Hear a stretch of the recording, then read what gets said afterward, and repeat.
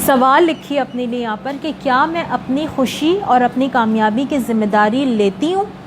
अपने लिए सवाल लिखें कि क्या मैं अपनी खुशी और कामयाबी की ज़िम्मेदारी लेती हूँ, या मेरी खुशी के ज़िम्मेदार मेरी माँ, बहन, शौहर, बच्चे हैं। कौन है मेरी खुशी के ज़िम्मेदार?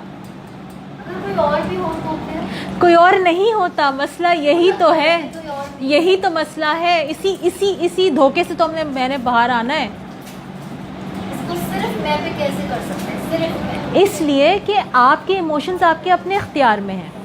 आपका जहन, आपका दिल आपके अपने इख्तियार में है।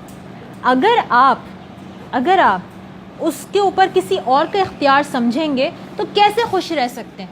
खुश रह ही नहीं सकते। बहुत इम्पोर्टेंट है। देखो, हर इंसान इम्पोर्टेंट होता है।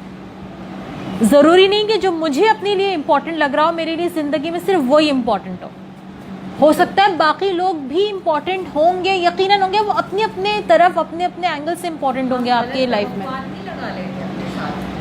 अपने साथ भी लगाते हैं और दूसरों के साथ भी लगाते हैं। बात यह कि अगर मैं और आप ये तहैया कर लें कि अपनी खुशी की मैं ज़िम्मेदार हूँ और अपने गम की भी मैं ज़िम्मेदार हूँ, तो मैं दूसरों को ब्लेम करना छोड़ दूँगी। फिर मैं ये नहीं कहूँगी कि फ़लाँ की वजह से मुझे इतना शदीद दुख पहुँचा, मुझे फ़लाँ की वजह से बाद में पहुँचा, पहले मुझे अपनी वजह से पहुँचा, इसलिए कि मैंने उससे गलत तवक्कुआत लगा ली थी जिसकी वजह से मुझे उससे इतना शदीद दुख पहुँचा।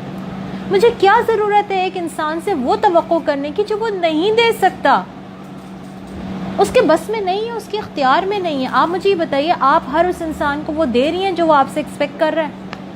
नहीं दे रहे ना। हम 10 में से अगले इंसान की 4 बातें पूरी करते हैं, अगला 10 में से 6 कर देता है, वो फिर भी हमसे ज़्यादा कर रहा है ना। तो मैं इस तरह क्यों नहीं सोचती, हम ऐसे क्यों नहीं सोचते कि मैं अपने खुशी की खुद ज़िम्मेदार हूँ। मैं अगर ब्लेम करती रहूँगी तो मेरी ज़िंदगी में सिवाय गम के और तकलीफ़ के और कुछ भी नहीं है, कुछ नहीं है।